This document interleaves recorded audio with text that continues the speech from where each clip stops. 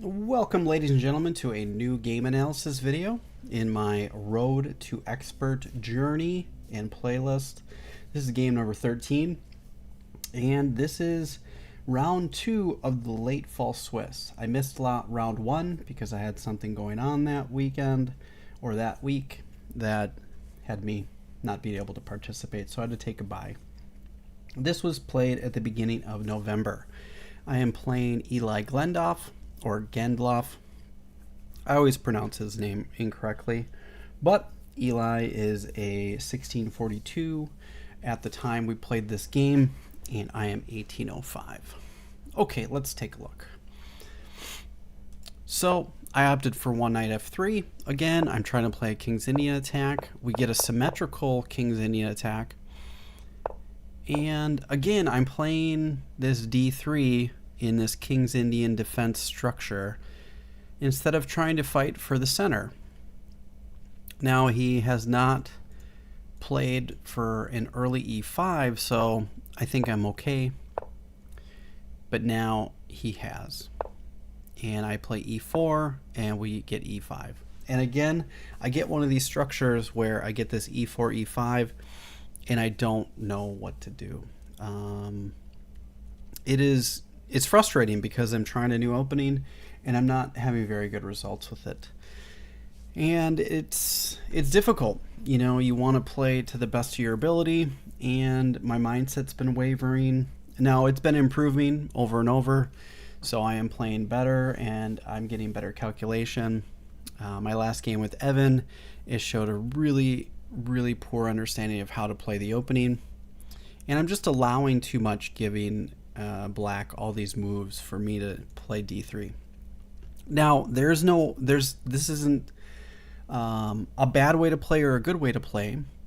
I need to play a little bit more aggressive chess in order to feel as though I have a fight, instead of just giving it to them, you know, the full hypermodern approach, giving up the center completely. I want to at least fight for the center. That's what I like to do.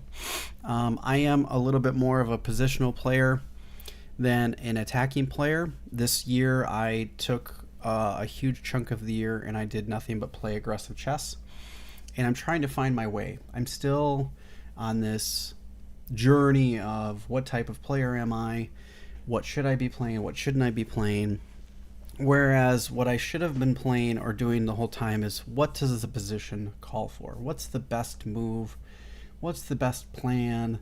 Where should my pieces go? I'm totally thinking about chess in the wrong way during this time period, which is tough, but it's good to recognize it later. So let's go on and see how the rest of the game plays. Oh, it is to note that this is one of my longest games I've ever played since I've returned to the club. If not, it might be my longest game I've played in my life. Not time-wise, but move-wise. The game cuts out at about move 61, but I believe it went on for another 20 to 30 moves or so, but I don't have the notation because I stopped noting after around move 60 or so when we were both in time pressure. But we'll talk about that when we get closer. Okay, C3, rook to E8. H3, this is a pretty normal prophylactic move, trying to stop the bishop or knight from coming in here. And he decided to try to lock down the position, and I played C4, and that's a mistake. The best move here is to play knight B3 and then try to trade on D5, D4. And this was the maneuver that would have maybe happened, and I think this was a better way to play. I played C4, locking the down and saying, oh, we're going to play a locked close position, which is something that Eli actually really likes. He likes close positions, and I do too. So I'm going into territory that I kind of like too, even though it shows this is a mistake. I don't think it matters too much. He's going after this pawn, C5, and he was able to do this maneuver and get his pawn to C5 where it belongs, and then get his knight back. So I'm playing for queenside pressure, trying to play for this. He stops that. I play king to h2, which is completely unnecessary because there's no way I have any pressure against this pawn right now. So right now, though that's a nice prophylactic move, it doesn't serve any purpose right now. A better move might have been to try to come there after. Usually we see the bishop here or the queen come here and they have this battery on it. Then you want to bring your king up. But I don't have to do that here. I could kind of continue on a little bit differently. Now, what I should have maybe done is a maneuver like this where I go after these two pawns. He's got to do something about them, where he might play something like this. And my idea is to get my knight out of here, my bishop here, and then we can play for b4. That is an option. Now, it's very slow, but we're playing a closed position, so slow maneuvering is going to be welcomed. h2 and queen c7 and knight e1. I want to play for f5 or f4. h6, knight to b3. I'm mixing up plans all over the place because I don't really understand what I should or shouldn't be doing. I'm just kind of floundering at this point, and it kind of shows because I have no real plan I'm playing with. a4, knight to a1, knight to a5. We're both kind of floundering a bit. A takes b, knight takes b, bishop d7, knight takes knight, rook takes knight, and I didn't need to do that because this was taken care of. I should have just left this on this. Wow. Positionally, so I'm finding things out looking at these games. I'm in this mindset, and I'm in this weird transition mode where I'm unsure of how I'm supposed to play chess. I've unlocked some doors and I've realized how much I don't know. I used to think, oh, I know what I need to know. I'm going to keep doing this and I'm going to be awesome. It's going to be great. But I've opened and unlocked these doors realizing that I really know very, very little about chess. So with that being said, I've learned that there's a transition time from when you change openings or you change thinking and your mindset that takes a while for you to correct it. And I'm in this correction mode. I'm starting to correct it. I read these two books by Jonathan Rawson. They were called Chess for Zebras and 7 Deadly Chess Sins. I highly recommend these books. But they got me thinking about chess in a more holistic way and in this more psychological way than I got to do tactics because my tactics are wrong. Whereas what I'm finding is my mindset was really messed up for quite a while. And at the beginning of November, my mindset is still, it's better than where it was, but it still needs to be corrected. And I'm realizing that what I'm finding is I had this approach to chess where it's like, oh, I have a tactical flaw. I need to fix it with tactics. I need to play aggressive. I need to play, tactical sharp openings, when that couldn't be further from the truth. Now that is an option to play that way. You can do that, and I found a little bit of success with that. But what I also found is that I was neglecting other parts of my game, like positional understanding. And if you look at this position right here, I make an anti-positional move by trying to take my rook and protect this pawn when it is much better served on this open file. So I've been so focused on tactics and mindset and things that I totally disregarded positional thinking at all.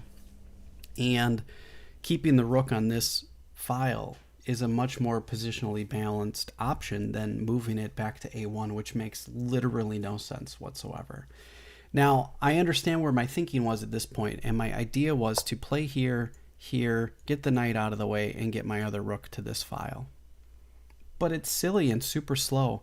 I can just leave this here, move this rook over, move my queen over, and this pawn is protected. There's no problems whatsoever in this position. Everything's fine, everything's solid. But I'm playing and trying to force these things. And this is one of the realizations I'm having right now on camera with you that I was struggling with at this time 2 months ago. Okay, so I play this poor move, and here's my idea. This is what I want to do. Knight to h7, not sure what he's doing. Queen to b2, queen to b8. I'm going to play on the queen side. I've realized there's no king side attack, so what's the point? Rook to a4, knight to f3, making room for my my other rook. Rook to b2, b1. Now, that's really nice. This is a good move. And now,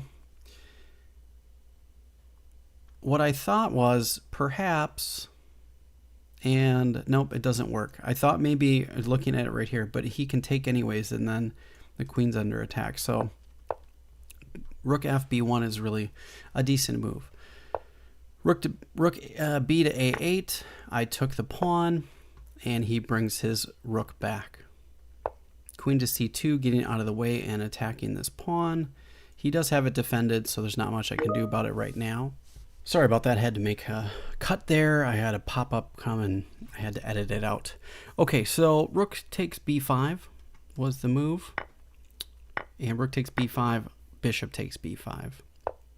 Knight to f1, hanging on to my pawn with this bishop. Whoops, with this bishop. So I can move my queen. Queen to c6, queen to b3, c4. D takes c. Now, queen to b8. I'm kind of going a little bit fast through this game because there's a lot. You know, it's a close game, so there's a lot to cover, but I still have 30 moves to go through, and I don't want this to be too long. But yeah, knight to f8 blocking, and I played rook to c1, which was a mistake. What I should have played was playing knight takes e5. I thought the pin might be stronger, which is why I played this. I have this here and this here, not realizing that he can unpin and just do that. I took, he took, I took, we took, so we consolidated and removed some pieces. And I thought, well, I got this outside pass pawn and he's got this one. So now it's kind of a race. Bishop to b4 was probably a mistake. King to g2 was the best move, apparently, which is a very long engine line. Maybe, you know, moving the queen back was a good idea. I didn't want the pawn on this file because that is the queening square, which is a dark square, and he's got a dark squared bishop. So I thought, well, this isn't good. And he always has the ability to just lock down this pawn formation, and then I'm kind of stuck. Bishop b4.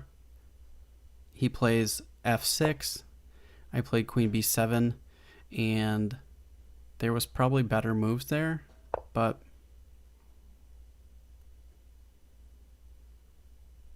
I don't know why I played that. I'm trying to think. Queen f1, that was his move. F6 was a blunder, and I played queen b7. And then he played queen b8. And I'm trying to... And he blunders here. He plays queen d7, and I should have just played queen a8 and then just marched my pawn up the board.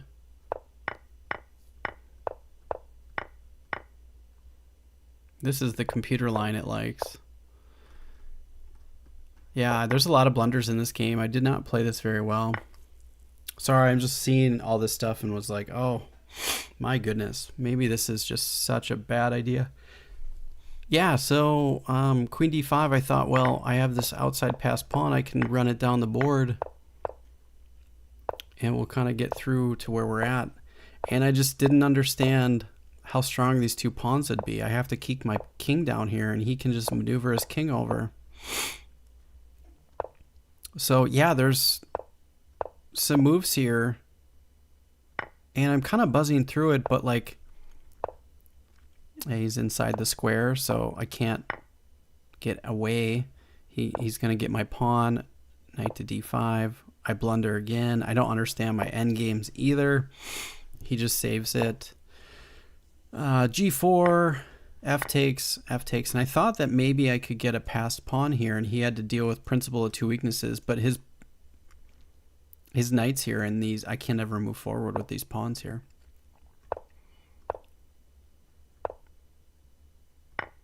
H takes, f takes, knight h5, knight f4, which is a complete blunder. I don't know why he didn't just take it, because this is game over. Like, I can't move forward now. So he comes back, and I can't even come here to get this pawn, and I can't come here to get this pawn. So I guess what I maybe should have done is maybe come here. But then there was a whole bunch of, we had a whole ton of king moves at this point, where we got to the point where I only had a knight, and I had no material, and he claimed a draw, and it was down to time control. Like, we didn't have much time. Both of us at this point in the game were under 10 minutes. Now, I made some sort of note here, but like, I have 3 minutes. I'm under 1 minute, I think. And he's got 10 minutes, but I don't know. I feel like this is wrong. I'm not quite sure. I think I was probably messing up my notation at that point in the game because I went to time control. This was one of the longest games I played in terms of move order. And it was one of the longer games that we played at the club that night. We were the last one there, and we were waiting to leave. But it ended in a draw. So I'm still kind of, reeling about my mindset in this game. And if we go back to some of the positional understanding of this here, black has an advantage right now, and I just gave him more advantage because he's got so much space. And this opening that I'm playing, I'm just not playing it very well. I'm playing it very poorly. Like, at move 7, it's already even. Black is already equalized, and I'm not fighting. So I'm finding out that I have to come up with some plans to figure out the opening. I decided to change openings and then learn nothing about them and only work on tactics. And for me, it didn't work. So, all right, that is game number 13. I've got 2 more games to present, hopefully before the end of the year. They may bleed into 2025, some of my 2024 games. So if that happens, I apologize. But I'm working really hard to try to get as much content out before the end of the year as I can. But right now, as the recording of this video, it's December 10th. I'm doing a mass recording of all the games I still have left, but then they all have to be posted, and I have to render them, and I have to do all that stuff in the background. So they might not be out until after the new year. But I'm going to try to get them out and try to get caught up as best I can before I start playing in the 2025 season. Thanks for watching, everybody, and I hope you have a great day.